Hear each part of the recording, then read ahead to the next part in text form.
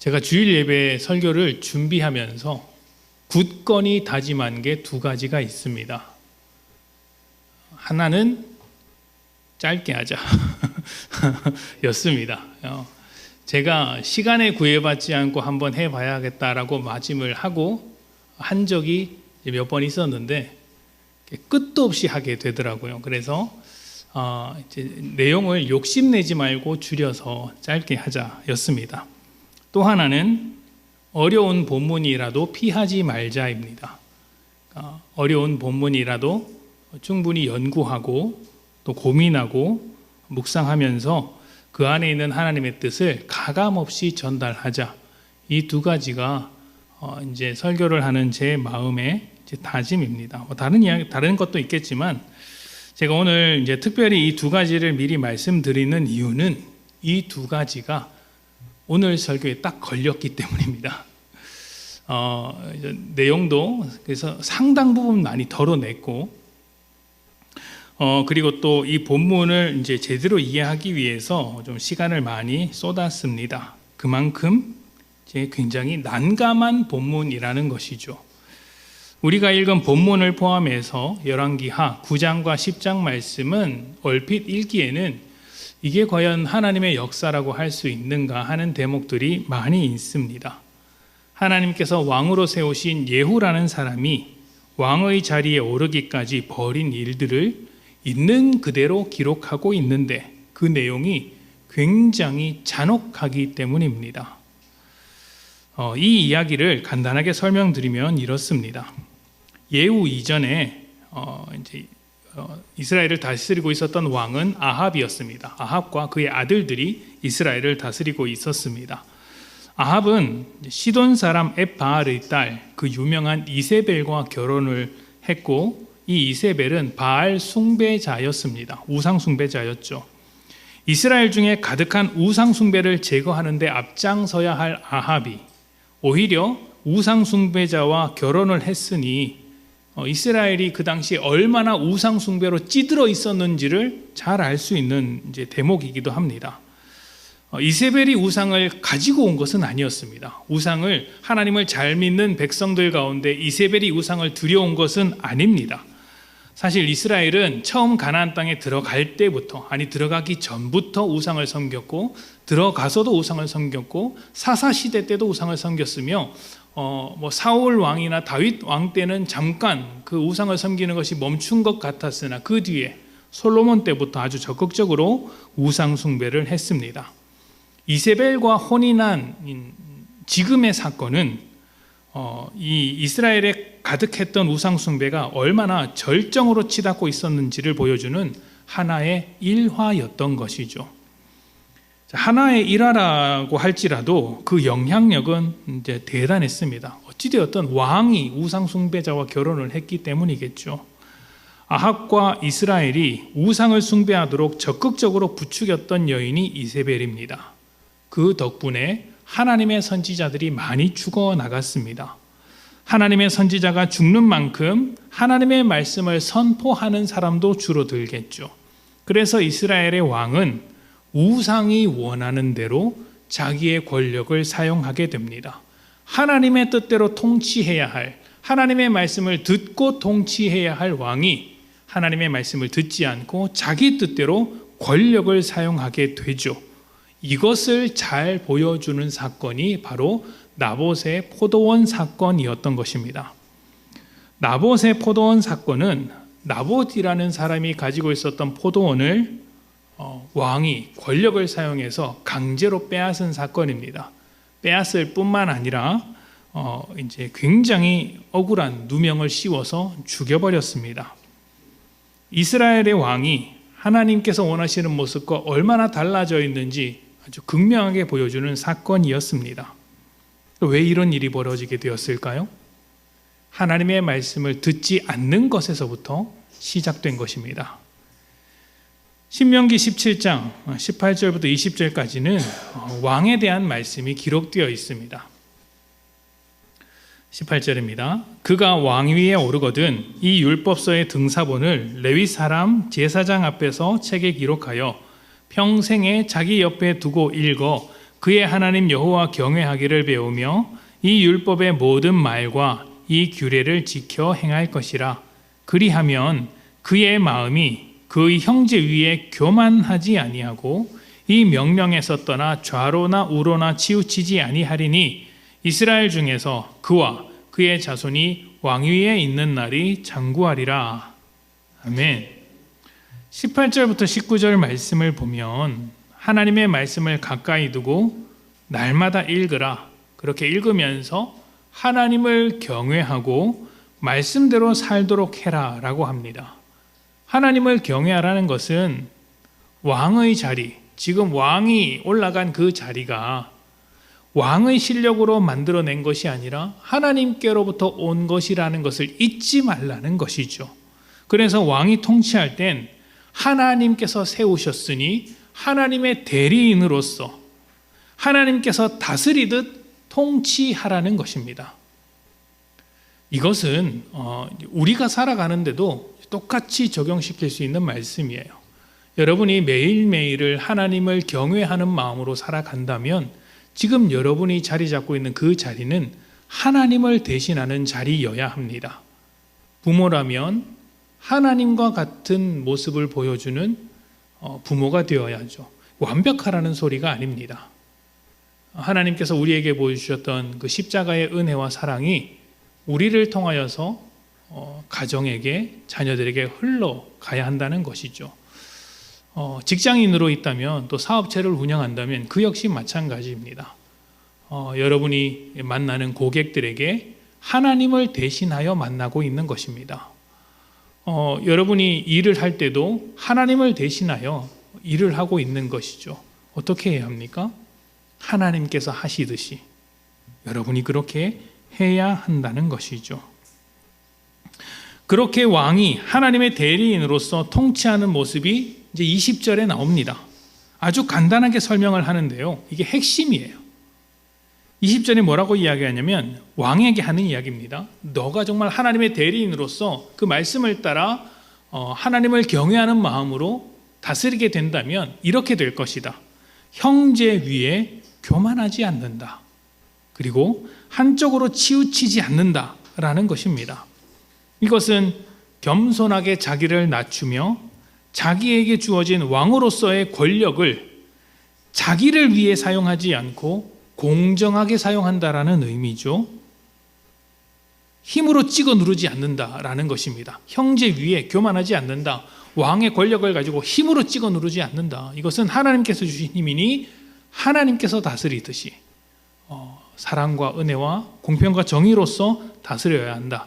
너의 욕망이 아니라 하나님께서 주신 이 세상을 위해서 헌신하듯 사용해야 한다라는 뜻이죠. 그런데 아합은 이러한 말씀을 무시했고 나봇의 포도원을 빼앗았을 뿐만 아니라 억울한 누명을 씌워 죽였습니다. 하나님의 뜻은 온데간데였고 자기를 위한 통치, 다시 말하면 우상 숭배자들이 할 만한 통치를 보여주고 있었던 것이죠. 열왕기상 21장 17절부터 19절입니다. 21장 17절부터 19절. 여호와의 말씀이 디셉 사람 엘리야에게 임하여 이르되 너는 일어나 내려가서 사마리아에 있는 이스라엘의 아합 왕을 만나라. 그가 나봇의 포도원을 차지하러 그리로 내려갔나니 너는 그에게 말하여 이르기를 여호와의 말씀이 내가 죽이고 또 빼앗았느냐고 하셨다 하고 또 그에게 이르기를 여호와의 말씀이 개들이 나봇의 피를 핥는 곳에서 개들이 내 피 곧 내 몸의 피도 핥으리라 하였다 하라. 아멘. 굉장히 세게 말씀을 하셨죠. 나봇이 죽어서 피를 흘려서 개가 핥는다면 너의 피도 똑같이 개들이 핥을 것이다. 굉장히 무섭고 이렇게 좀 이렇게 직설적인 센 말씀입니다. 하나님은 나봇의 사건이 일어난 뒤에 엘리야를 통해 아합에게 이런 말씀을 남기셨습니다. 이 뒤로는 말씀이 더 나오는데 아주 강력한 이야기들, 아주 센 이야기들입니다. 아합도 죽을 것이고 아합의 모든 집안도 죽을 것이고 아합 왕조에 소속된 모든 사람이 죽을 것이다 라는 말씀이죠. 그리고 이 말씀이 열왕기하 9장과 10장 사이에서 예후를 통해 이루어지는 것처럼 보입니다. 그런데 여기서 제가 지금 이루어졌다라고 말하지 않고 이루어진 것처럼 보인다고 말씀드린 것을 기억하셔야 돼요. 우리가 짚고 넘어가야 할 중요한 내용이 있기 때문입니다. 아합이 죽고 이제 엘리야도 없습니다. 시대가 바뀐 것이죠. 엘리야 대신 엘리사가 사역을 하고 있고 아합의 뒤를 이어서 그의 아들들 아하시야와 요람이 통치를 합니다. 지난번에도 잠깐 말씀을 드렸지만 이 아하시야, 요람, 여호람은 북이스라엘의 왕인데 하필이면 이 당시에 남유다, 가까운 남유다 왕국에도 똑같은 이름의 왕이 다스리고 있었습니다. 순서가 바뀌었어요. 여호람이 먼저 다스리고 아하시야가 다스렸습니다. 게다가 이 둘은 하필이면 또 사돈지간이에요. 성경을 읽다 보면 누가 누군지 좀 헷갈립니다. 그래서 이 부분을 정리할까 싶었는데 이제 쳐냈습니다. 이거는 중요한 내용이 아니겠구나. 시간만 길어지겠구나. 그냥 넘어가겠죠. 그러니까 중요한 것은 이런 것입니다. 이들이 통치할 때 하나님께서는 엘리사에게 이제 하나의 말씀을 내리십니다. 예후라는 사람에게 찾아가서 기름을 붓고 왕으로 세우라. 왕이 될 것이라고 알려주어라고 하신 것이죠. 자, 그렇게 왕이 되고 왕이 될 것이라고 알게 되었던 예후가 기름 부음을 받은 뒤에 했던 일들이 무엇이냐면 이제 아합 사람들을 죽이기 시작합니다. 전쟁 중이었는데요. 전쟁 중에 부상당한 이스라엘의 왕 요람을 죽였고 그를 병문안하러 온 이제 남유다의 왕 아하시야도 죽여버렸습니다. 뿐만 아니라 그때까지 아직 살아있었던 아합의 아내 이세벨도 죽여버립니다. 끝이 아닙니다. 아합의 수많은 아들들, 그 70명에 가까운 아들들을 다 죽여버립니다. 뿐만 아니라 사마리아에 남아있었던 아합 왕가의 사람들, 아합 편에 섰던 수많은 사람들을 다 죽여버립니다. 그러니까 하나님께서 말씀하신 대로 아합 왕조가 무너진 것이죠. 그런데 바로 여기에 짚고 넘어가야 할 부분이 있습니다. 우리가 성경을 읽을 때 굉장히 조심해야 하는 부분이죠. 하나님께서 선지자들을 통해서 전하시는 이 예언의 말씀들, 너는 이렇게 될 것이다 라고 말씀하시는 그 예언의 말씀은 반드시 이루어지는 어떤 숙명과도 같은 말씀이 아닙니다. 조금 애매한데요. 이루어질 수도 있고 이루어지지 않을 수도 있는 말씀이에요. 하나님께서 뭔가 말씀하실 때는 그것이 이루어질 수도 있고 이루어지지 않을 수도 있는 말씀입니다. 그게 무슨 하나님의 말씀이야? 그렇다면 내가 어떻게 그 말을 믿고 따를 수 있겠어? 라고 생각하실지 모르겠지만 하나님의 의도가 있어서 그렇습니다. 보통 예언이라고 하는 것은 우리가 점친다, 예언을 한다라고 하면 앞에 일어날 일을 이제 가르쳐주는 그런 의미로서 받아들이지 않습니까? 근데 성경에서 말하는 예언이라는 것은 이제 미리 예자가 아니고 맡을 예자를 써서 하나님의 말씀을 맡아서 전한다라는 의미를 가지고 있습니다. 그래서 앞일을 점치듯이 가르쳐 주는 것이 아니라 지금 내가 들어야 할 말을 가르쳐 주시는 것이죠. 하나님께서 아합에게 하신 이 예언의 말씀은 일종의 경고입니다. 너 그렇게 계속 살면 참혹한 결과가 찾아올 것이니 어떻게 하라는 것입니까? 그렇게 하지 말라는 것이죠. 그렇게 하지 않으면 어떻게 됩니까? 지금 하나님께서 하고 계신 이 경고의 말씀도 이루어지지 않을 것입니다. 그러니 지금 하나님은 예언의 말씀을 하면서도 사실은 어떤 마음으로 하시는 거예요? 하나님께서 하시는 이 말씀이 이루어지지 않기를 바라시면서 말씀하고 계시는 거예요. 너의 집안은 다 망할 것이다. 이게 끝이 아니고 그 속에 담겨진 의미는 그러니 너 빨리 그 길에서 돌아서라는 의미를 가지고 있는 것이죠.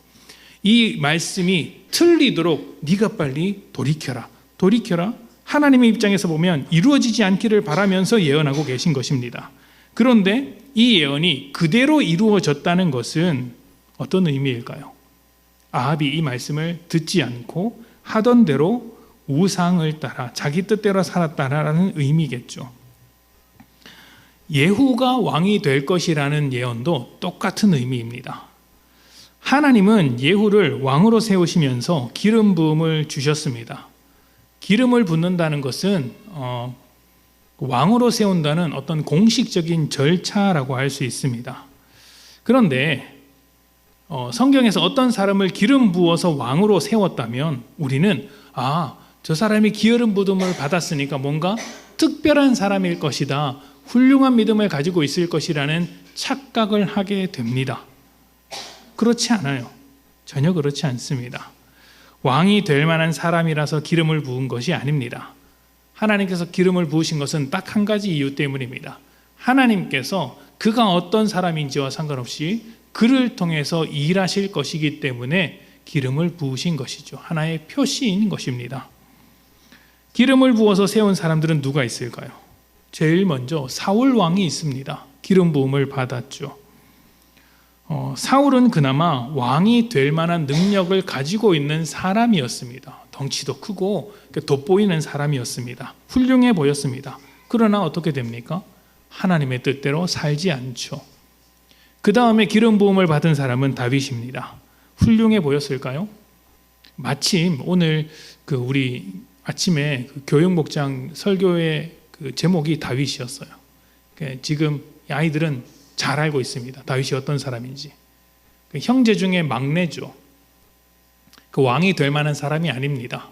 한 나라, 한 집안을 맡길 만한 사람이 아닙니다. 그런데 하나님은 그렇게 부족해 보이는 어린 일개 목동에 불과한 다윗을 붙들어서 왕으로 만들겠다고 하셨습니다. 하나님께서 다윗에게 기름을 부으시는 이유는 훌륭해서가 아니라 부족해서입니다.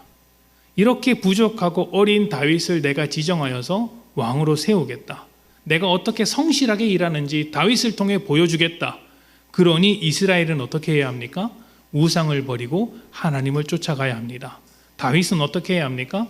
자기의 능력으로 세워진 자리가 아니니 하나님의 뜻을 따라 하나님의 대리인으로서 통치해야 하는 것이죠. 자기 능력, 자기 권력, 자기 뜻을 따르는 것이 아니라 하나님의 뜻을 따라야 합니다. 기름 부음을 받는 것은 하나님이 보시기에 뭔가 특별한 사람이라서가 아닙니다. 사실 사람 중에 누가 하나님 앞에서 자기를 자랑할 수 있겠습니까? 모든 사람이 죄인입니다. 하나님 앞에서 특별함을 내세울 수 있는 사람은 없죠. 하나님 앞에서 모두가 죄인인데 왕이 될 만한 자격을 내세울 만한 사람도 없습니다. 단 한 사람으로서 모든 군대를 꺾으시는 하나님이신데 강력한 무기를 자랑한들 무슨 의미겠으며, 세상의 모든 보화의 주인이신데 그 모든 것을 창조하시는 분이신데 강력한 재물을 들고 온들 어떻게 왕의 자격이 될 수 있겠어요? 하나님께서 원하시는 왕의 자격은 세상이 볼 때는 훌륭한 사람이 아니더라도 하나님이 보시기에 하나님의 뜻을 듣고 하나님의 뜻대로 움직이는 사람인 것이죠. 하나님은 죄인을 구원하시는 분이시기 때문에 부족한 사람을 데려다가 기름 부으시고 왕으로 세우시며 그를 통해 일하고자 하는 것입니다. 그렇게 드러난 사람이 다윗이었던 것이죠. 자, 열왕기하 10장 15절부터 17절 말씀을 좀 봅시다.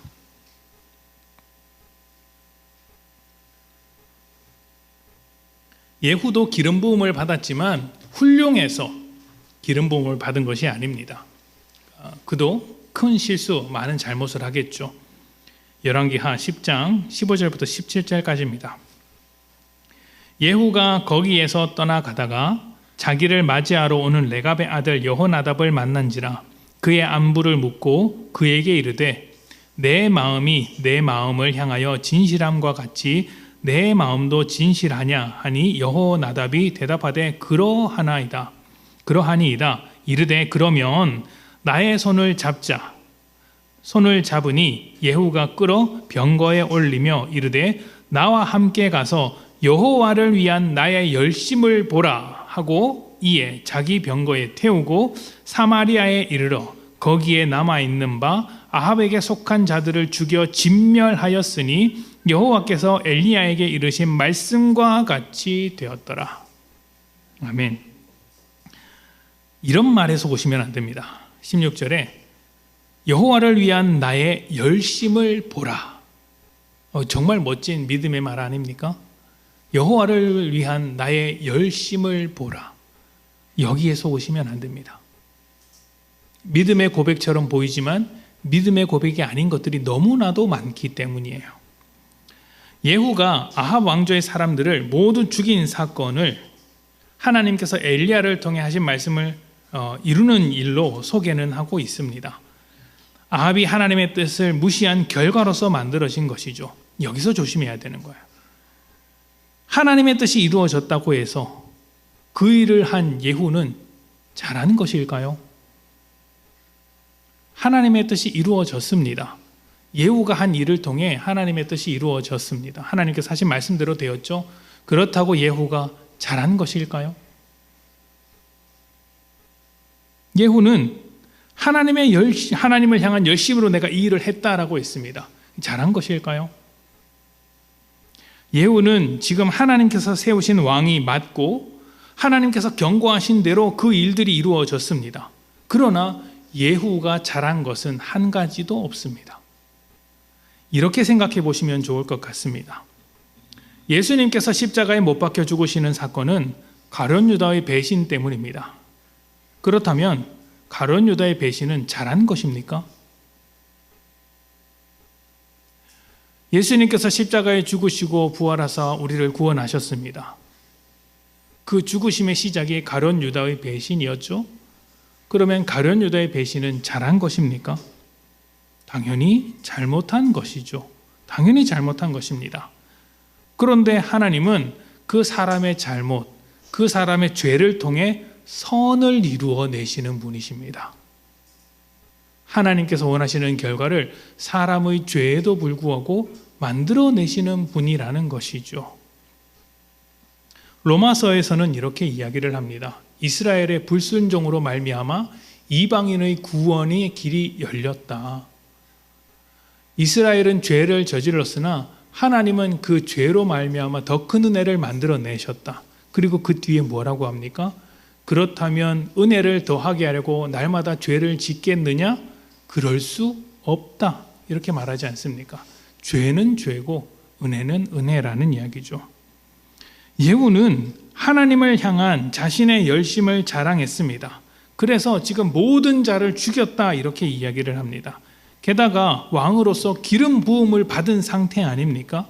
그런 자가 우상을 숭배하는 악한 왕을 처단하는 것이 잘못이라고 말하기가 좀 애매한 부분이 있습니다. 그래서 하나님을 향한 나의 열심을 보라고 말한 것이 꽤 그럴듯해 보입니다.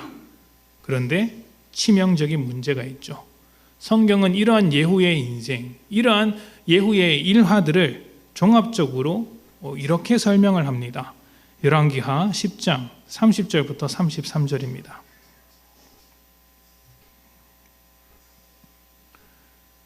10장 30절부터 33절 여호와께서 예후에게 이르시되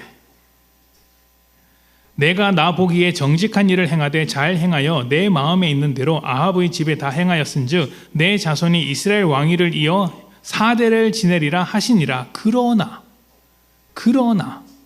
앞에 하나 툭 깔아두고 진짜 하고 싶은 이야기를 하는 거예요. 그러나 예후가 전심으로 이스라엘 하나님 여호와의 율법을 지켜 행하지 아니하며 여로보암이 이스라엘에게 범하게 한 그 죄에서 떠나지 아니하였더라. 이때 여호와께서 이스라엘에서 땅을 잘라. 언제? 바로 이때부터.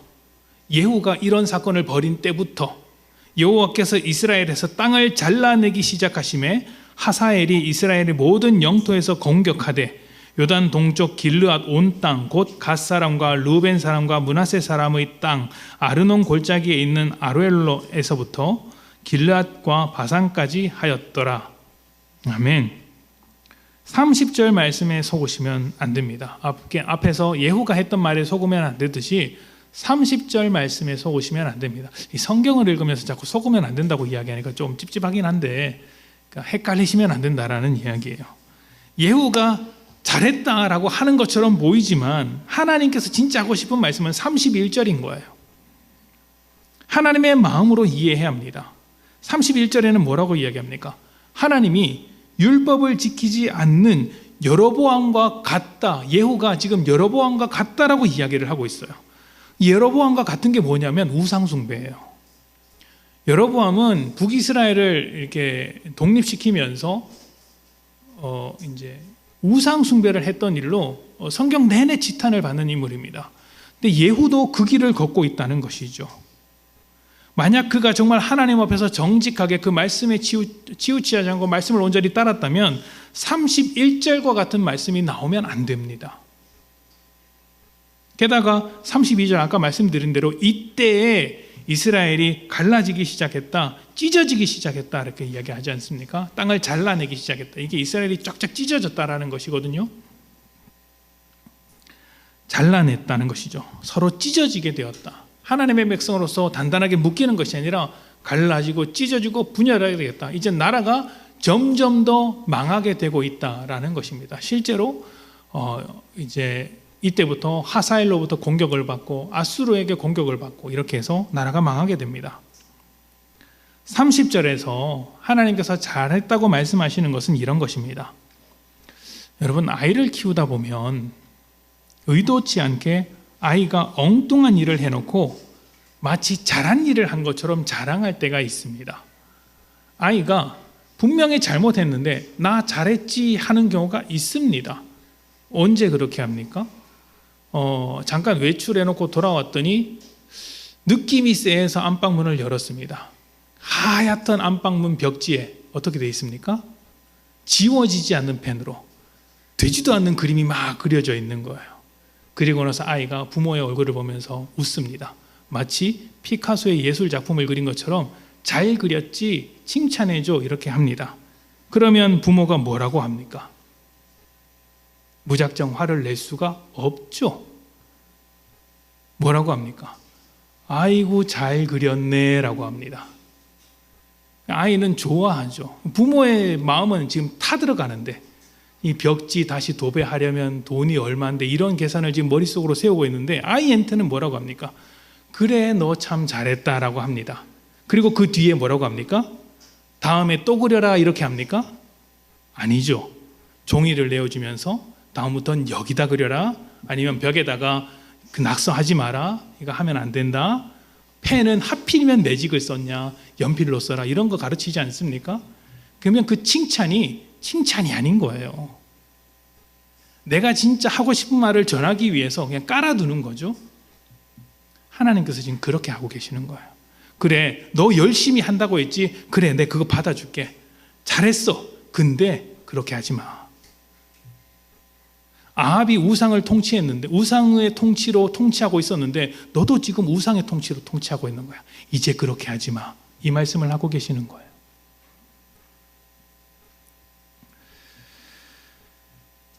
잘했다고 하는 것이 진짜 잘했다는 소리가 아닙니다. 앞으로 잘하라고 칭찬을 미리 해 주시는 것입니다. 예후가 말했습니다. 하나님을 향한 열심으로 했습니다. 하나님을 향한 열심이 아니에요. 하나님의 열심으로 포장된 교만이고 하나님의 열심으로 포장된 자기 뜻이죠. 이렇게 말하지만 정작 하나님의 뜻이 무엇인지는 몰랐습니다. 그래서 하나님께서 더 잘하라고 내 말에 귀를 기울이고 내 뜻을 따라 통치해라, 앞으로는 그렇게 해라, 이렇게 이야기하는 것이죠.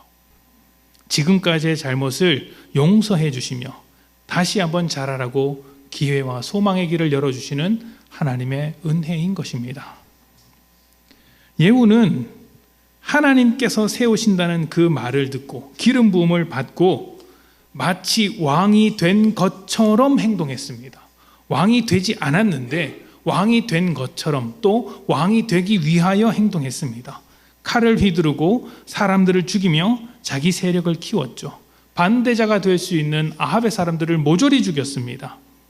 이것은 앞에서 읽어본 신명기 말씀과도 맞지 않습니다. 형제 위에 교만하지 않아야 한다고 했는데 누구보다 권력자로 군림하고 있는 예후의 모습을 볼 수 있습니다.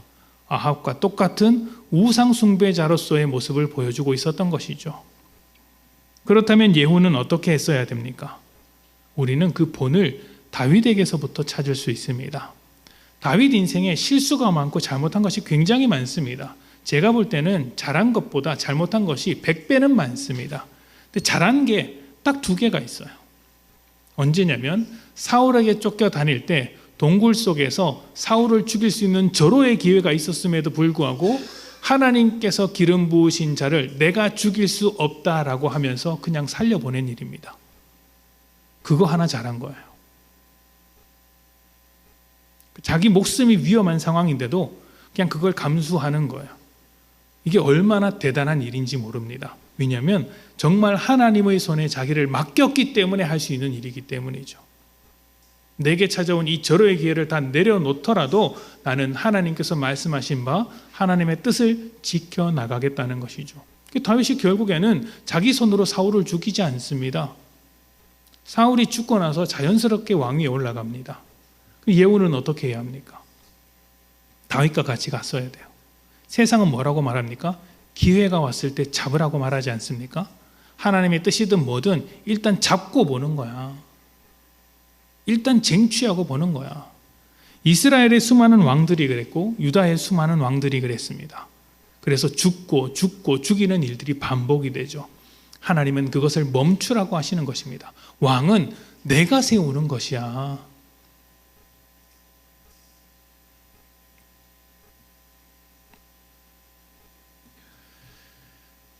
예후는 그렇게 하나님의 뜻을 따르지 않고 기다리지도 않고 모든 사람을 죽였습니다.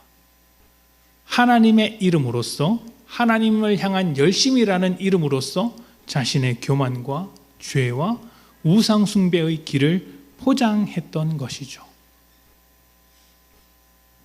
신앙생활에서 가장 위험한 것은 하나님의 이름을 내세우면서 자기 뜻대로 하는 것입니다.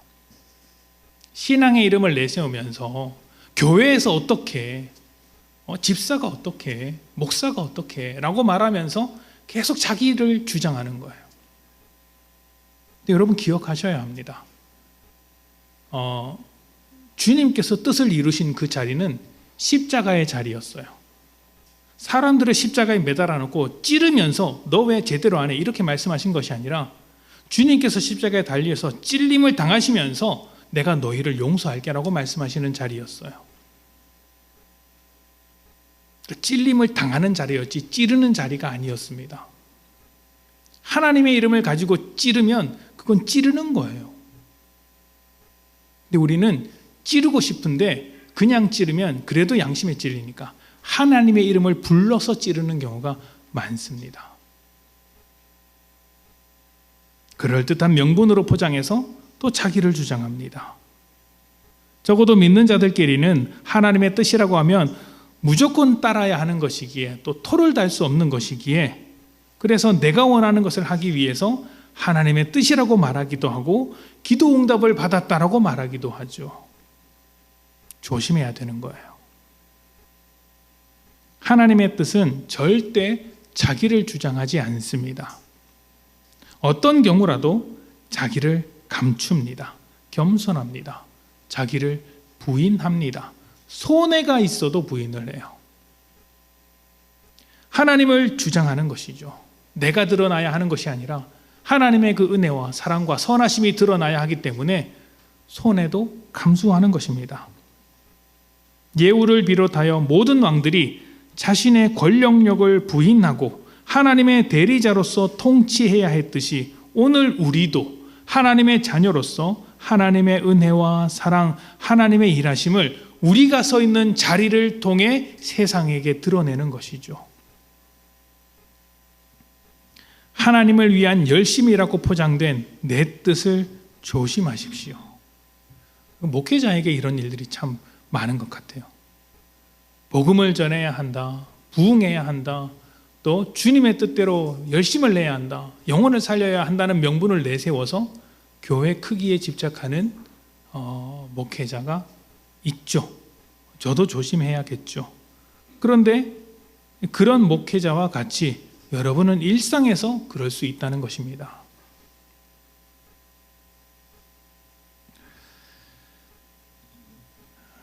하나님을 위한 열심이라고 포장된 나의 뜻을 조심하십시오.